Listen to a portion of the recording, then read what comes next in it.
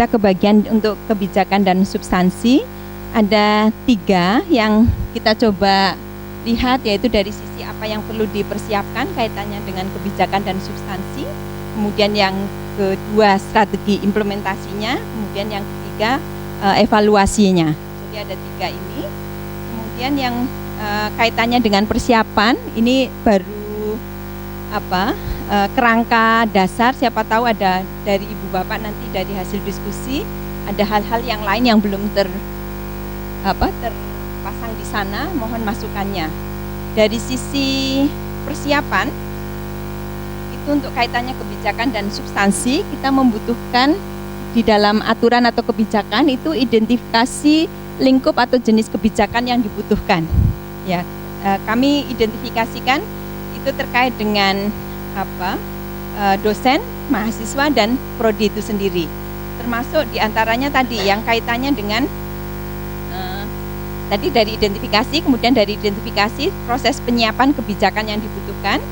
Beberapa diantaranya misalkan untuk mahasiswa kaitannya dengan pengakuan kredit, kemudian pengakuan beban kerja dosen baik ketika mengajarnya dan ketika menyiapkan materinya.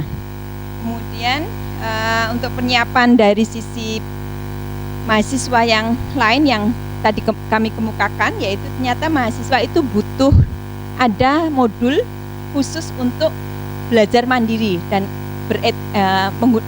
netiquette. Jadi etika menggunakan TIK. Ya, kaitannya karena ada hal-hal yang isu-isu plagiarisme dan seterusnya, supaya itu kita terhindar dari hal-hal seperti itu. Kami bayangkan di sisi kebijakan nanti perlu disiapkan dari materi online-nya.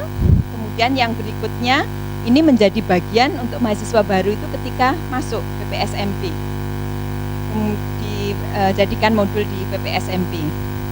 Ini baru rancangan awal, nanti mohon masukan Ibu Bapak semua. Kemudian kita juga butuh mendeskripsikan standar minimal konten e-learning. Sebuah konten itu kita sebut layak untuk di online kan, itu harus terdiri dari apa saja. Ya, jangan sembarangan ada PPT terus kita sebut itu materi online terus kita minta dihargai gitu ya. Jadi ini ada standar minimalnya. Kemudian untuk identifikasi peran unit kerja di lingkungan UGM, ini sudah kami identifikasikan di dalam naskah akademik. Ini juga kami mohon masukan ke Ibu Bapak semua, apakah ini sudah pas, karena itu menyangkut juga dosen, mahasiswa, prodi, fakultas, kemudian komponen di universitas. Juga pelatihan SDM kaitannya dengan dosen, tutor, asisten, admin. Kami bayangkan karena ini kaitannya dengan pembelajaran online, maka ya materinya harusnya sudah siap online gitu supaya merasakan pengalamannya itu ada.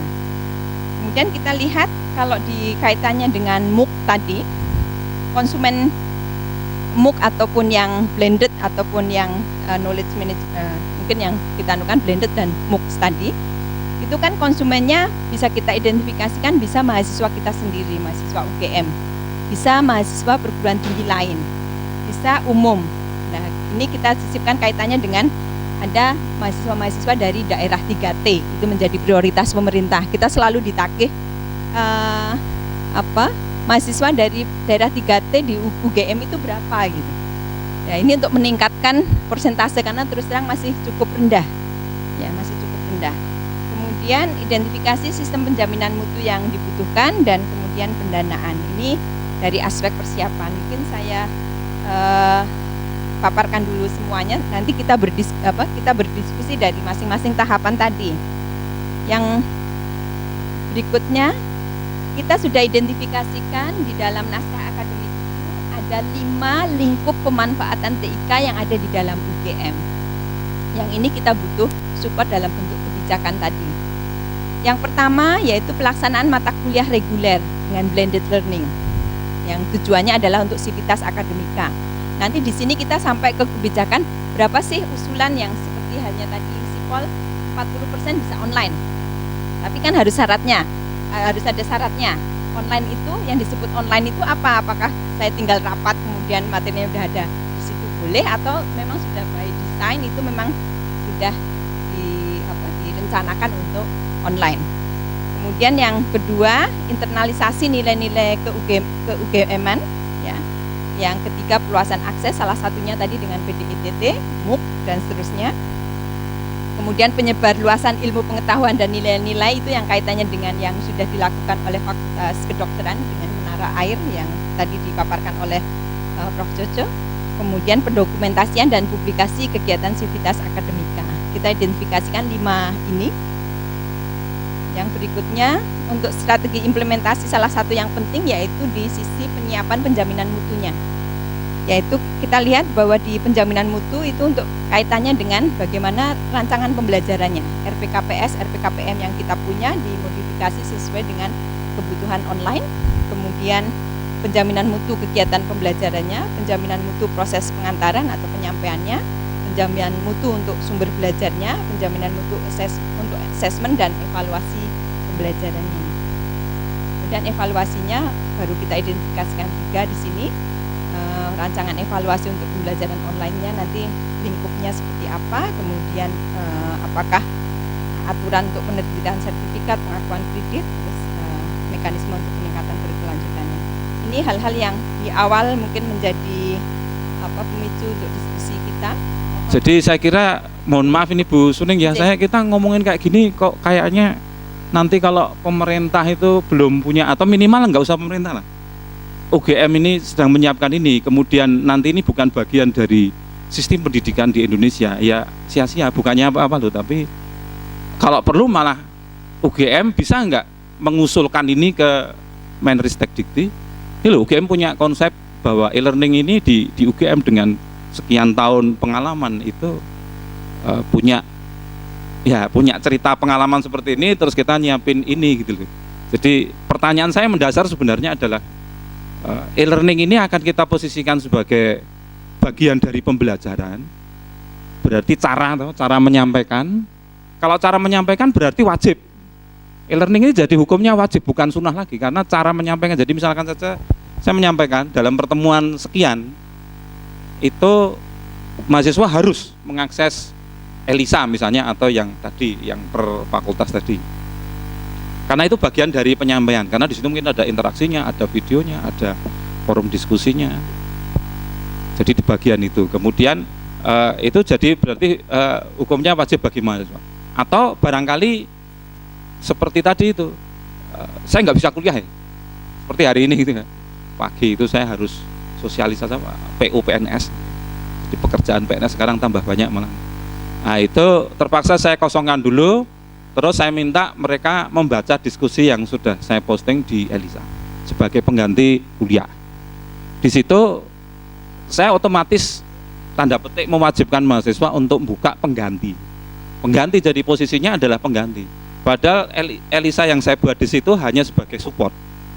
Sebagai support. Jadi satu sebagai support, yang kedua kalau saya pas nggak bisa ngisi, saya jadikan untuk fasilitas untuk menggantikan.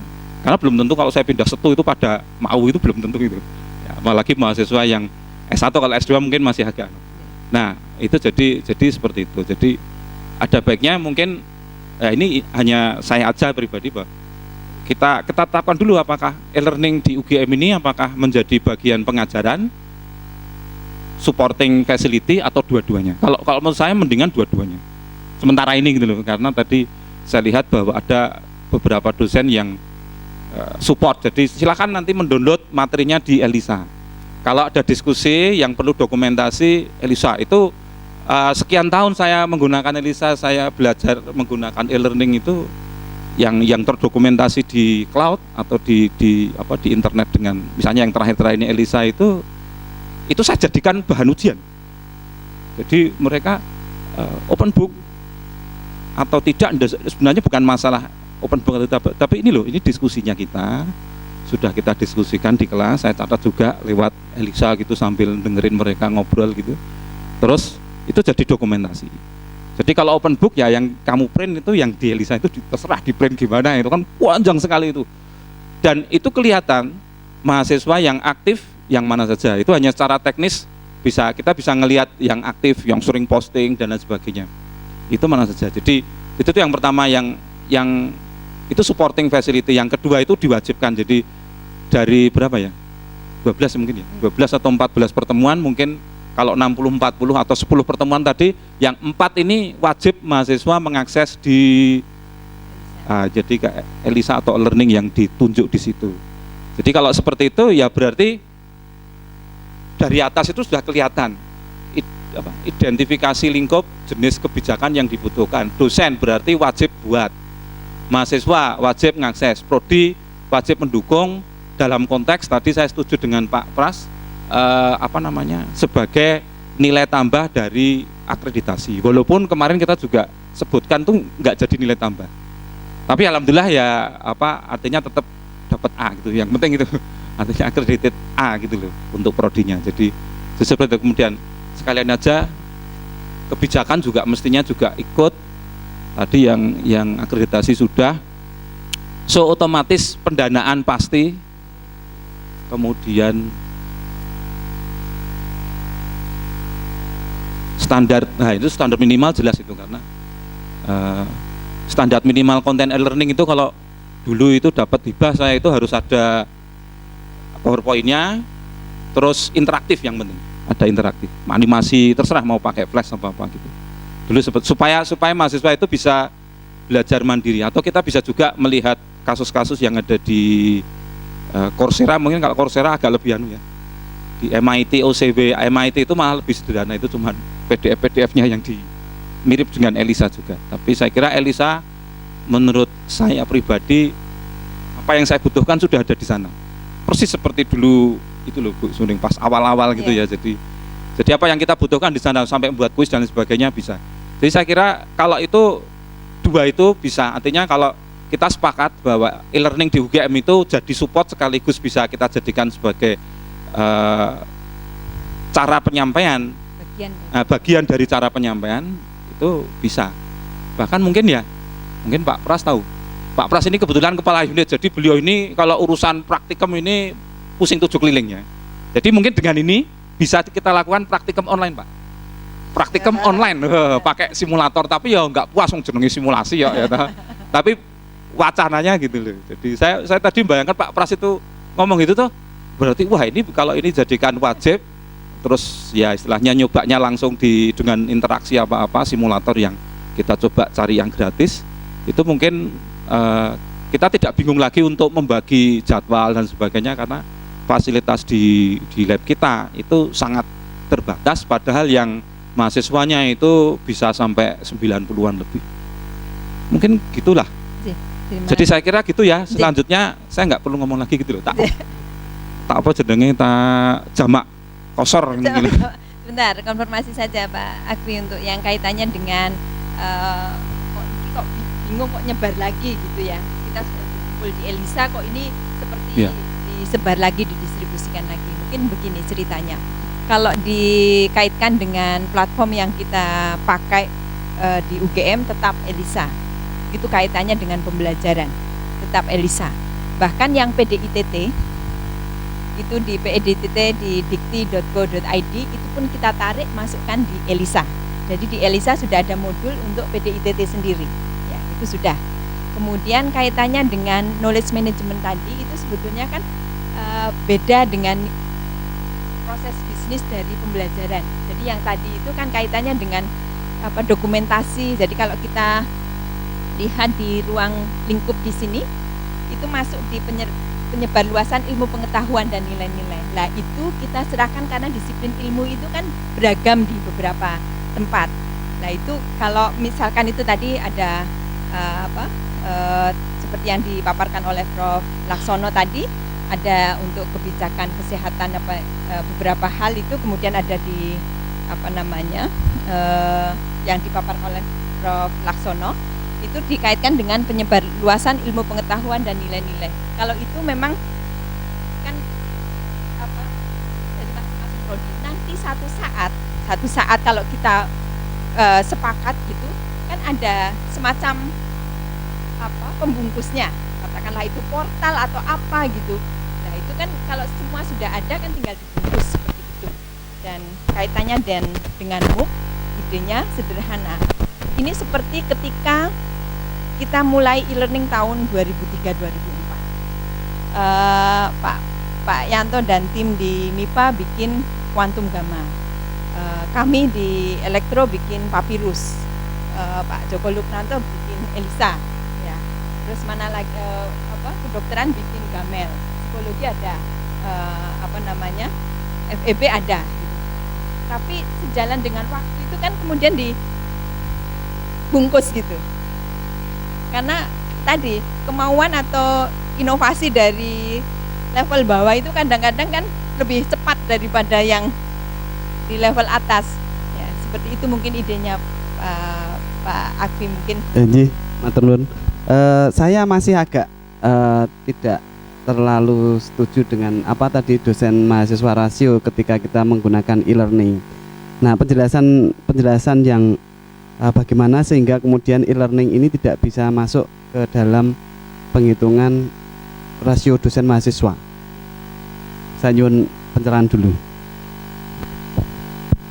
Pak Bambang, isu rasio dosen mahasiswa itu menjadi isu penting, ya, karena kita punya angka yang diberikan yaitu berapa? 21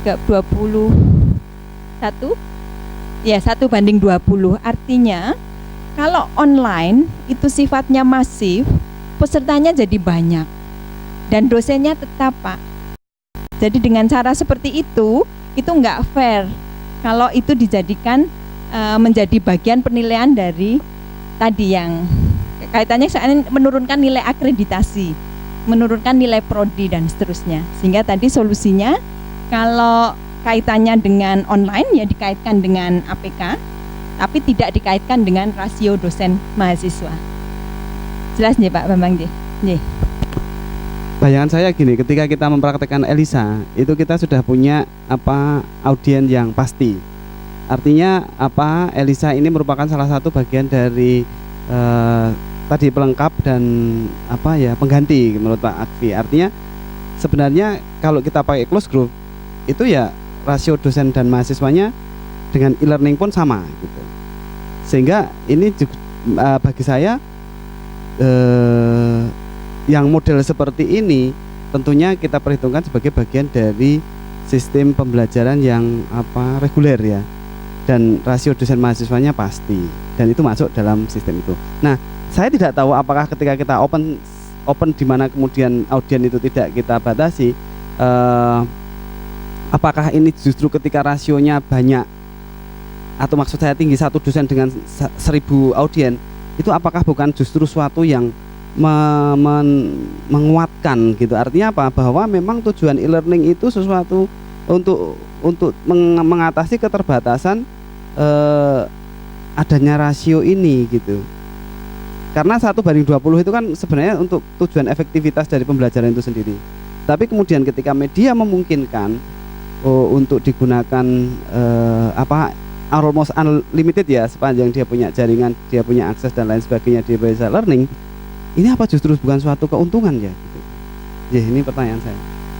Mungkin saya rangkum pertanyaannya dari argumentasi kalau rasionya itu tidak ideal, itu artinya menjadi justifikasi perlunya e-learning. Seperti itu ya Pak ya, harusnya. Atau di dalam e-learning itu kita tidak mesti melihat 1:20-nya, atau semakin sedikit rasio dosen mahasiswa itu sebenarnya suatu yang ideal gitu. Justru kebalikannya gitu, saya memandang seperti itu. Karena memang substansi dan tujuan dari learning itu berbeda dengan yang reguler. Di standar untuk PDITT pun ada untuk rasio 1:25 dikaitkan dengan tutor.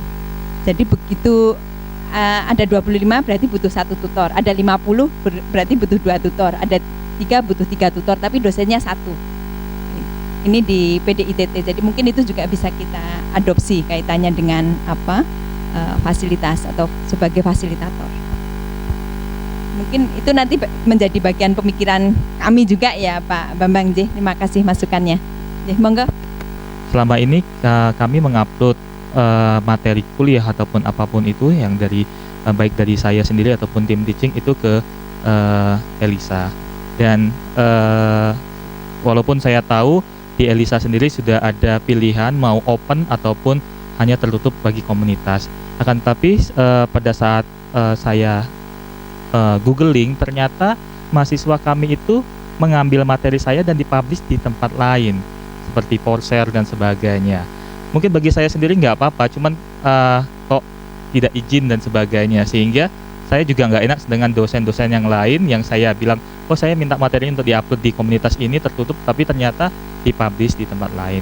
Memang agak sedikit bertentangan dengan tadi prinsip penyebaran ilmu pengetahuan, tetapi kita juga harus jelas, karena kalau misalnya materi tersebut hanya di lingkungan komunitas, pertanyaan-pertanyaan dari mahasiswa itu, misalnya mereka bingung dengan materi ataupun apapun, kita bisa jawab karena kita tahu. Tapi kalau sudah diupload di tempat lain, kita tidak tahu bagaimana komen ataupun tanggapan dari orang lain, ataupun juga apakah ada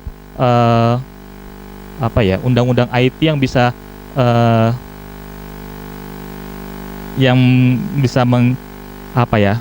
mengakomodir tentang ini. Terus yang kedua adalah berhubungan dengan konsumen. Tadi juga dikatakan bahwa sekarang ini lebih bisa publish malah untuk daerah 3T dan sebagainya. Cuma beberapa yang saya komunitas yang saya buat itu ada beberapa yang saya memang tidak kenal dan saya kebingungan, ini benar-benar mahasiswa atau dosen atau siapa, saya nggak tahu, sehingga kita tidak bisa melihat apakah ada fasilitas yang orang lain yang mau masuk ke komunitas kita itu bisa berbicara dengan kita ataupun dengan, sehingga kita tahu bahwa oh ini benar-benar dosen ataupun benar-benar mahasiswa yang ingin masuk ataupun mengetahui ilmu yang kita upload di Elisa tersebut. Terima kasih. Maaf Pak, siapa? Ivan dari Fakultas Kedokteran Gigi. Kedokteran Gigi. Pak Ivan, J? Iya. Pak Ivan, kaitannya dengan tadi etika mahasiswa itu ini salah satu bagiannya. Jadi kita